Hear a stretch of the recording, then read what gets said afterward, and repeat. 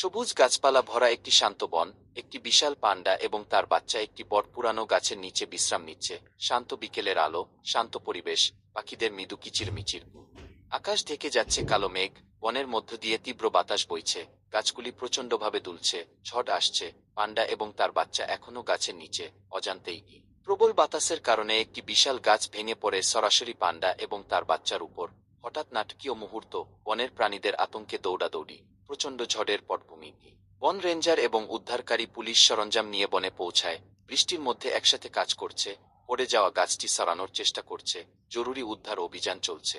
উদ্ধারকর্মীরা ভারী গাছটি তুলে ফেলল, যেখানে দেখা যাচ্ছে একটি পান্ডা মা তার বাচ্চাকে শক্ত করে ধরে আছে, জীবিত এবং নিরাপদ আছে, কাদা মাখা শরীরে। পান্ডা মা তার বাচ্চাকে জড়িয়ে ধরে আছে হাসি মাখা, উদ্ধারকারীরাও হাসি মাখা মুখে মা পান্ডা তার বাচ্চাকে দেখছে। এখানে এই গল্পটি সমাপ্তি হলো।